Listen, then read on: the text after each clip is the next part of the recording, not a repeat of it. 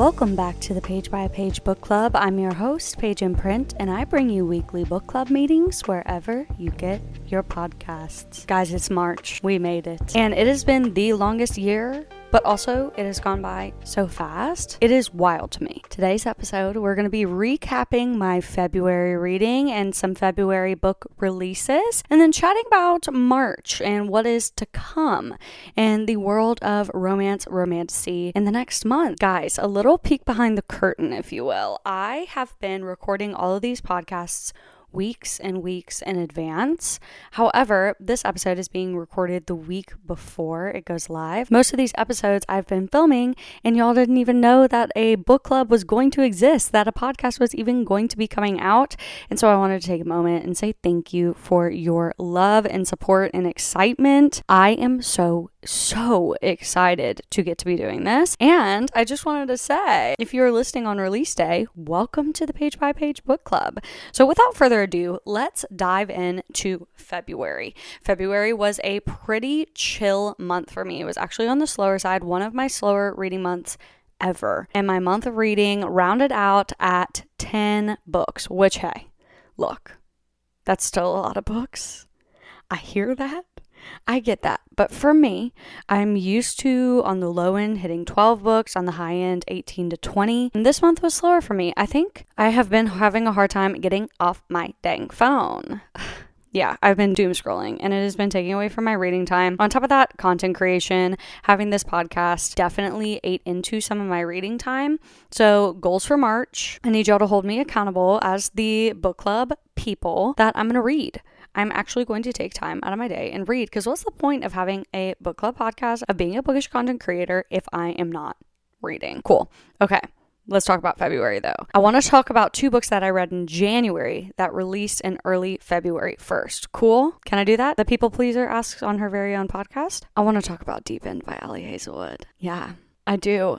I read Deep End at the very end of January, and Deep End was a 5-star read for me. Yeah, I know that book is highly debated in the bookish space right now. Some people say it was too spicy. Some people say it wasn't spicy enough. Like, you just can't win. And to me, this book hit it out of the park. In fact, I finished it on audio and wanted to read it again immediately. If you're unfamiliar, Deep End by Ali Hazelwood is a college sports romance following a swimmer and a diver, and they are mutual acquaintances because our MMC is dating one of our FMC's teammates. However, they've been dating for a very long time, since they were teenagers, and are no longer compatible, specifically in the bedroom, okay? And so they break up, and her teammate's like, you know what? You guys have the same interests. In that capacity, y'all should get together then. And so they do. All in all, I thought the story was really fun, really engaging. Listened to like 60% of it in one sitting. I really have no notes on it. I know it is very polarizing, but for me, I loved it. If you disagree, that's okay. We can have different opinions and still be friends. I wanted to touch on that because the discourse about Deep End on a wider scale has happened since I read this book. And I did want to take a moment to say I really loved it. Speaking of books I love that released this month, First Time Caller by B.K. Borison. I continue to say this online, but First Time Caller gives the same vibes as a romance movie. And I understand that that's like what a romance book is, but I mean like the feeling you get when you watch an elite 90s rom-com, when you are watching these characters fall in love. It was full of depth. It was full of self-exploration and really beautifully depicted what it looks like to not settle, to accept being alone as a choice instead of settling for less than what you want in a relationship. Really love that. Also, bring back grand gestures. Bring back grand gestures, because First Time Caller brought back the grand gesture, and I was blushing. Guys, I haven't read a grand gesture in a while. And for that matter, a grand gesture that wasn't making up for heinous behavior, okay?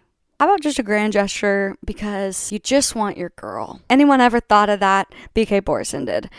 If you don't know, this is a Sleepless in Seattle inspired romance book where our FMC's daughter calls into the local Baltimore romance hotline radio show and is trying to help her mom find love. Well, her mom catches her and ends up on the phone with this radio show host, and she is so raw and so real, and the city of Baltimore falls in love with her. And so Heartstrings, the radio show, invites her to come on and co-host the show for a while she's looking for love and kind of help her find love. Well, Aiden Valentine is the radio show host, and he falls for her, and she falls for him. The forced proximity and adoration that they slowly felt towards each other, it felt so real to me. It was another 5-star read. So those were 2 books I read in January that released in February that were absolutely phenomenal. If you have not picked them up yet, you should. Next, I'm going to continue on with releases. And I want to say I have not read Scythe and Sparrow yet by Brynne Weaver. I hope I'm saying that right. And if I'm not, I'm so sorry. Why is there a C in there? Why would they put a C in there if you're not supposed to say the C? I've not had a chance to listen to this one yet. I do want to prioritize doing it on audio because I've listened to the rest of the series on audio. The audios are absolutely phenomenal.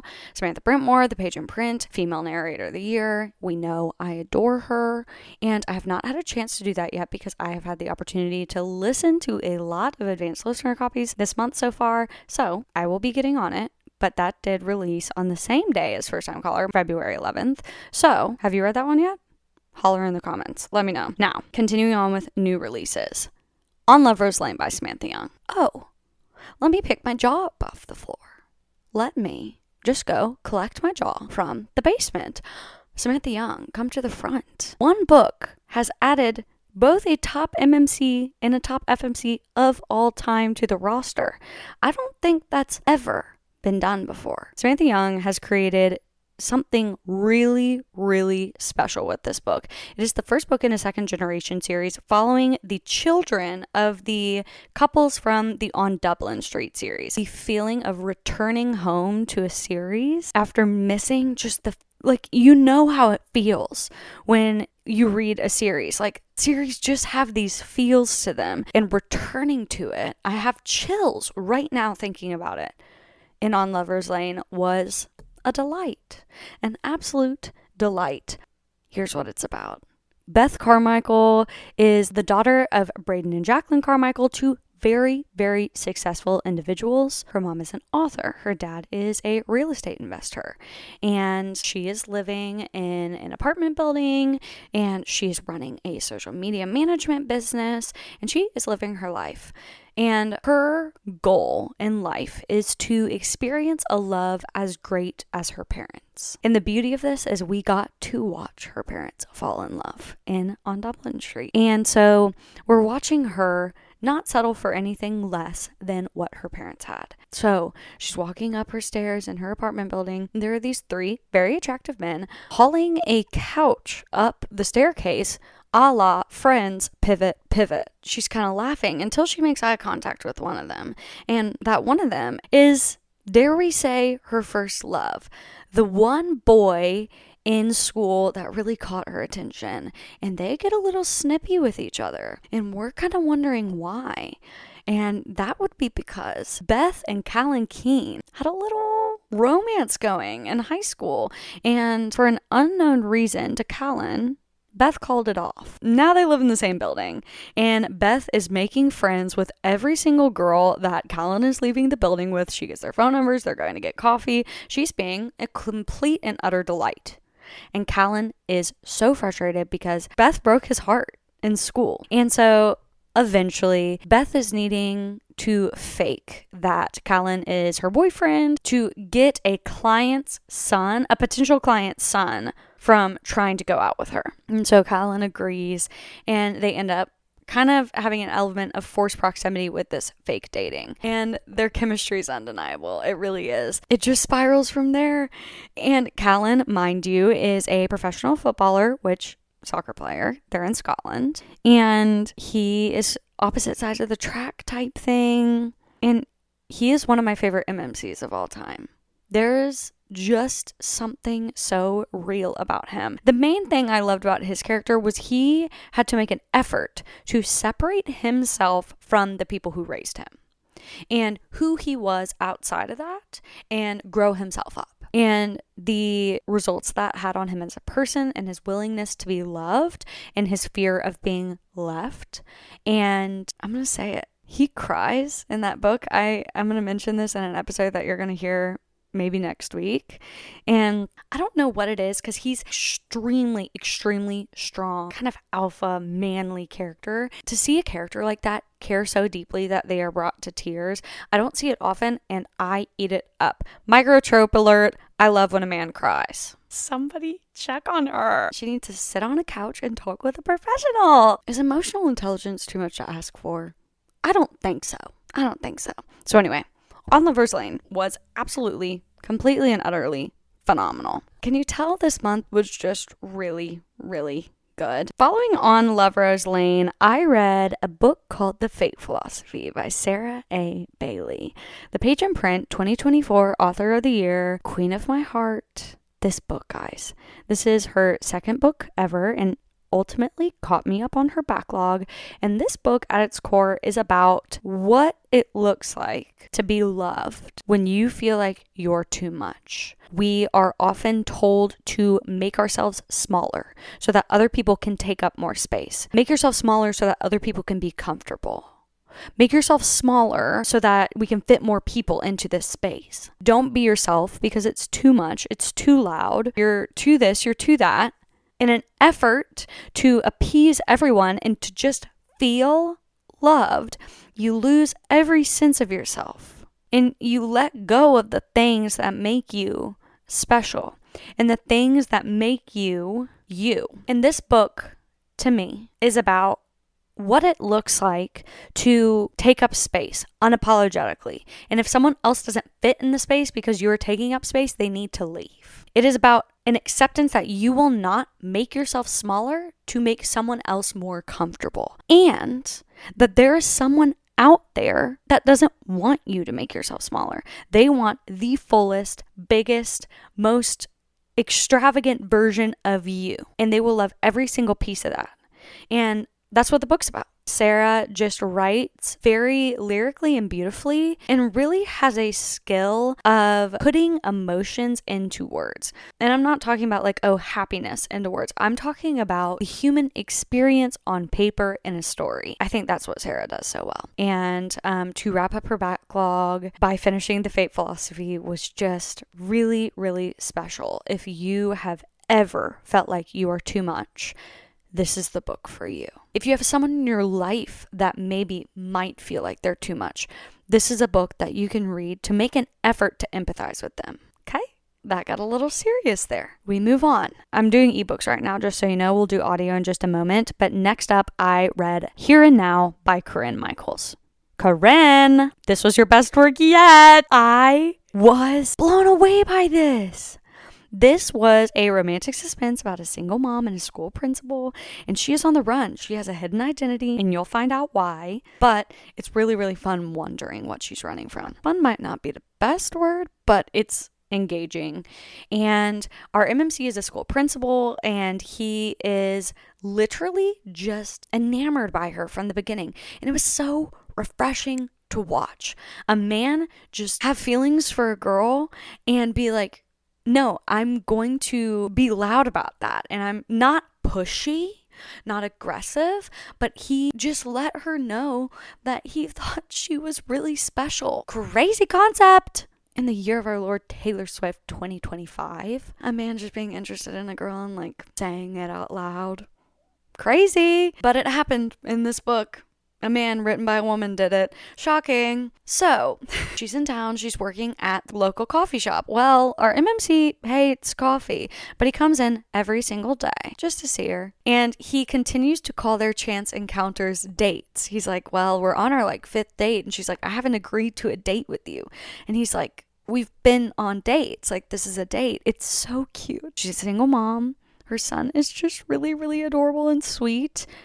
The suspense plot is phenomenal, and you know I am a suspense girly. And to top all of this off, his friend group had me crying laughing. I listened to this on audio, and the audio performances were so good. This is performed in duet. I had to pull over my car because I was laughing so hard I couldn't focus on driving. They're on an ultimate frisbee team, and I could not keep it together. And then I dove into Picture Us by Molly Goins.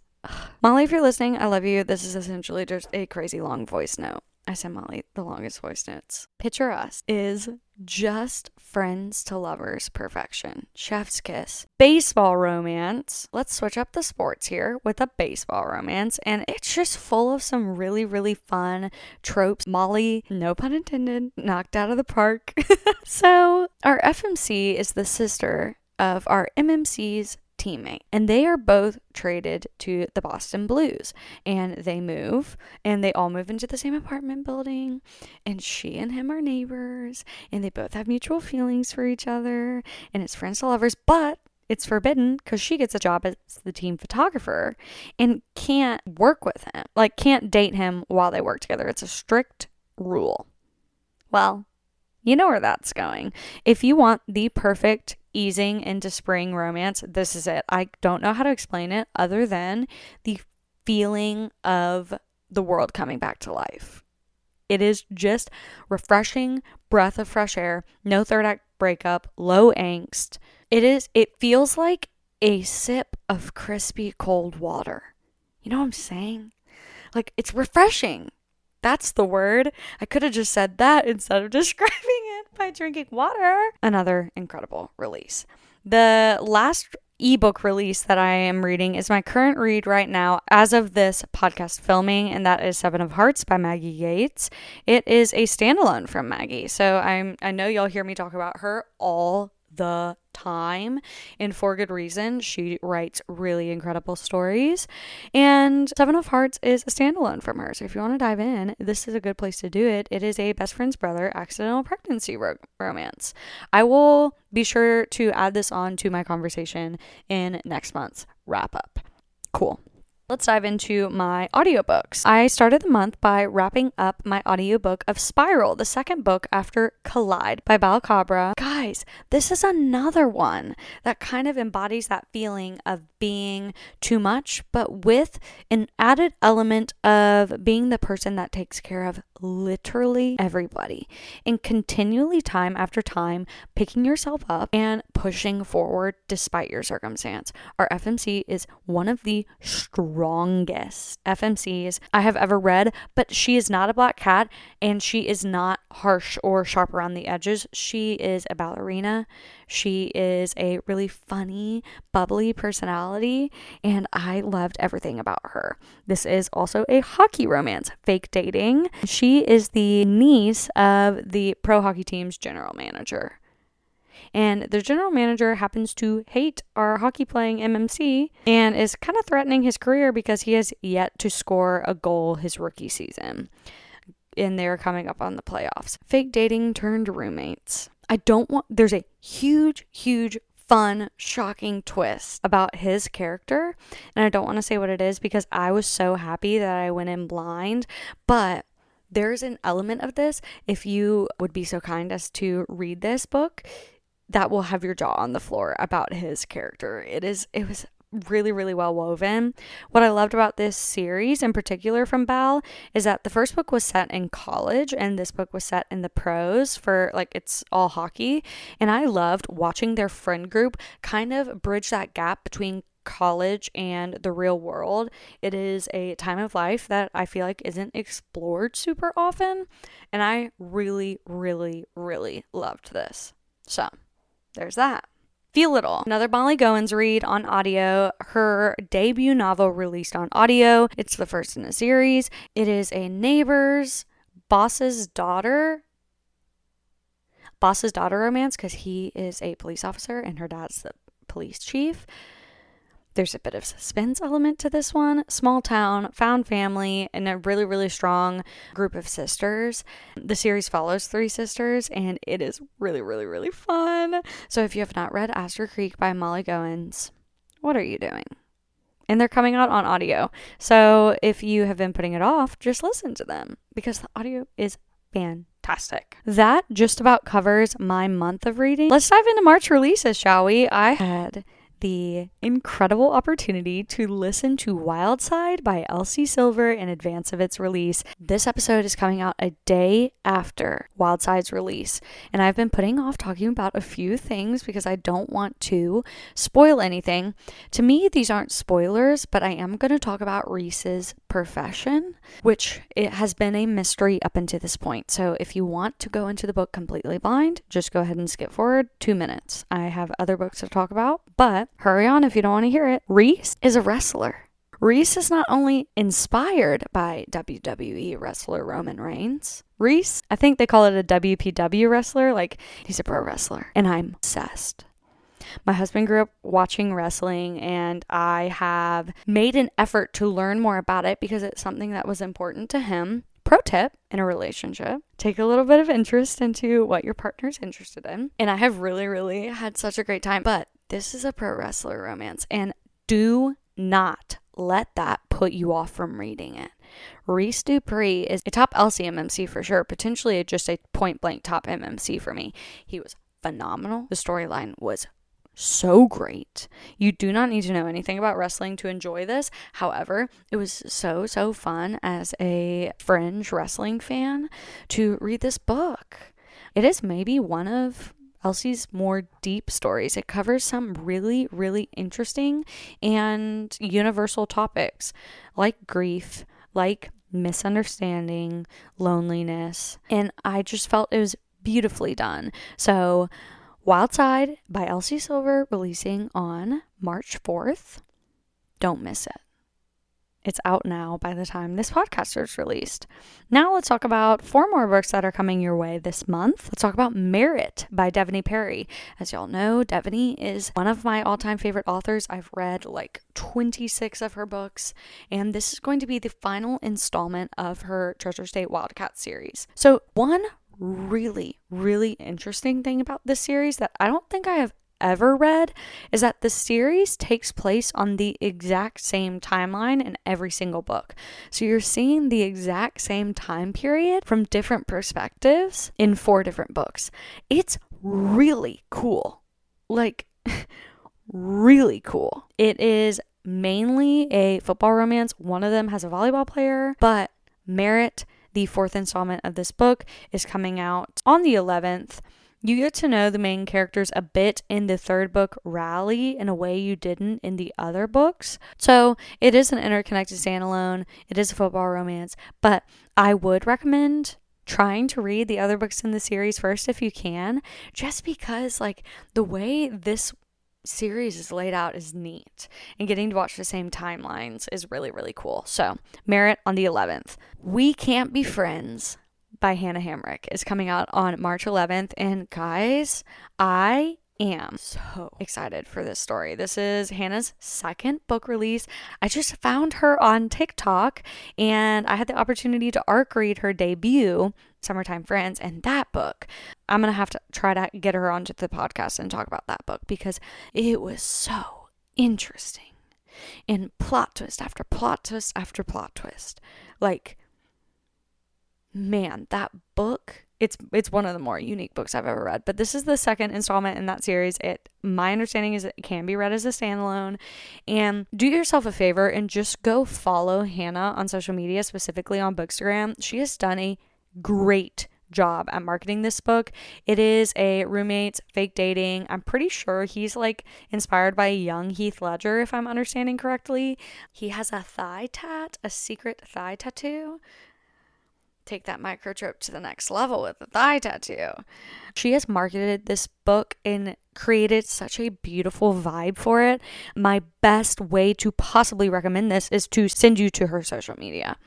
In the cover, guys, I know this is an audio podcast, but it is beautiful. Like, your eyes are missing out by not seeing it. If you're driving your car, pull over and pull it up. We Can't Be Friends, Hannah Hamrick. Beautiful Exile by Catherine Cowles. Catherine Cowles, my top read author of all time, is releasing the 4th installment of her Sparrow Falls series. And this one I can just feel it's going to be good because it's Billionaire. It is the mysterious little sister character that we've seen for the whole series but don't know very much about. He falls first. She's an artist. She has guard dogs. Something happened in her past. We don't know what it is yet. I am so excited for this. Catherine continues to write and set the bar for the romantic suspense genre. And so really any opportunity to read her work is a gift. I am thinking about potentially doing a Catherine episode the week of that release. So hold tight. Maybe drop in the comments if that's something you would be interested in. And last but not least, on the 20th as well is going to be My Silver Lining by Laura Pavlov. If you want good, homey, almost nostalgic feeling small town romance, like there's just something you feel when you're reading a true, good, classic small town romance. And Laura Pavlov and Natasha Madison have it down to a science, in my opinion. And so I'm really, really excited to read another one of her books. But what I love that Laura has been doing lately is she has been really stepping outside of the standard cadence of a romance book and the standard usual 3 acts. Like, I mean, it is, I don't want to say she's like straying that far, but the way she is creating her conflict is really unique, really well done, unexpected, but also not stressful. Like, I'm not stressed when I'm reading her books, trying to get through the 3rd act. Like, I don't know. It's just like, it feels like I'm reading something new and fresh, but also not stressful. I don't know how else to put it. So Laura's doing that really, really well lately. And that is going to wrap up my February recap and March release radar. What books are you most excited about releasing in March? What was your favorite book in February? Please reach out to me, message me, comment, let me know. I love talking with you guys. This community is such a joy to get to be a part of. Like, I can't even begin to express it. So holler with your thoughts. Okay? Thank you for attending another book club meeting, and thank you for supporting this very, very first day of release. If you don't know, there are 3 episodes out on the day that this one releases, and then you'll get an episode every Wednesday to follow. All right, well, thank you as always for coming to book club, spending time with me, and I'll see you in the next one.